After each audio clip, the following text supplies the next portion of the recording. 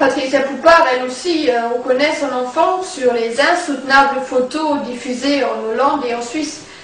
Elle se constituera partie civile et est la cible d'une persécution inimaginable.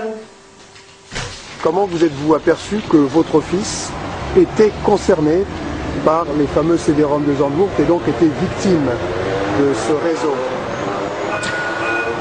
Tout simplement parce que mon fils a parlé et qu'en 2000 j'étais convoqué par la police suisse aux commissions rogatoires de M.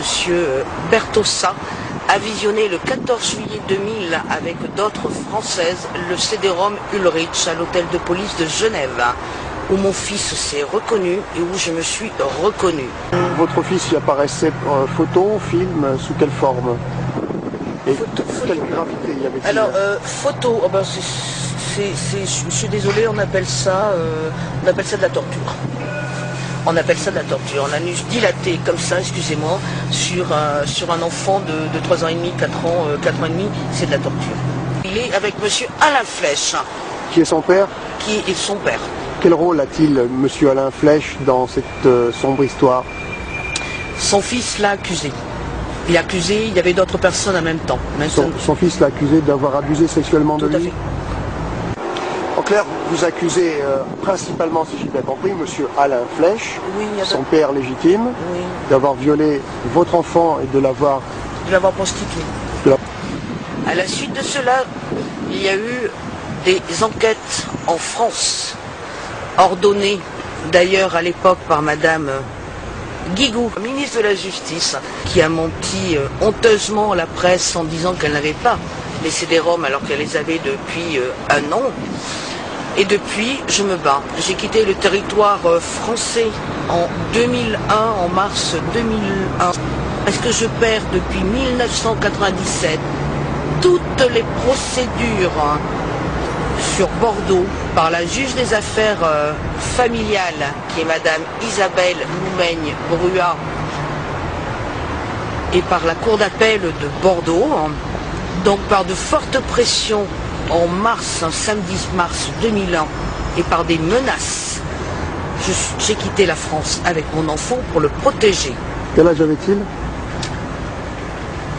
Il avait environ dans les 6 ans et demi. 6 ans et demi, nous étions en quelle année donc? En 2001. Donc arrivé en Suisse, nous avons été pris en charge par l'armée du salut de Genève et par le CID en même temps, qui nous a fait passer par le HCR, le Haut Commissariat aux réfugiés, donc en asile politique, que j'avais demandé à l'ONU par écrit en 1998 de diligenter des rapporteurs sur tout le territoire français. Donc je le paye très cher. Mon fils aussi le paye très cher et je me fais même insulter sur le territoire français après avoir reçu tout un tas de menaces et des menaces de mort. Voici les permis, je ne vais pas présenter tout. Les 2 permis, un pour mon enfant, un pour moi d'asile politique suisse. Me voici en asile politique, demandé par le HCR, avec, bien entendu, l'ONU derrière.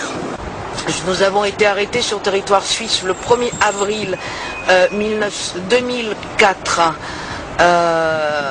sous mandat d'arrêt international, alors qu'Interpol était parfaitement au courant de mon dossier puisque j'avais des contacts avec eux. Pour quel motif? Alors le motif c'était tout simplement pour enlèvement d'enfants. Or je n'ai pas enlevé mon fils. Mon fils il était avec moi. Il a demandé à ce que je le protège. C'est tout.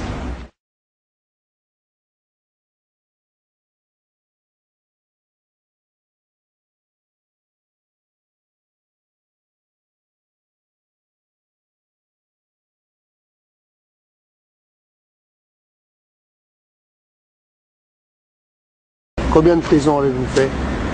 Alors de prison, je suis resté du 1er avril 2004, hein, j'en ai fait beaucoup, jusqu'au 31 décembre 2004. Et le 1er janvier 2005, ils sont arrivés avec des infirmières, j'étais toujours calme et posée, ils m'ont sauté dessus, ils m'ont attaché sur un brancard pour m'interner et me droguer de force et me faire une chimiothérapie qui me laisse des séquelles. Chimiothérapie, vous avez un cancer? Je n'ai pas de cancer. Pour quelle raison vous ont-ils fait une chimiothérapie en ce cas? Paranoïa. Tant que je continuais à accuser. C'est un abus de pouvoir. J'ai eu un traitement, ce ne sont plus des médecins, ce sont des nazis pour moi.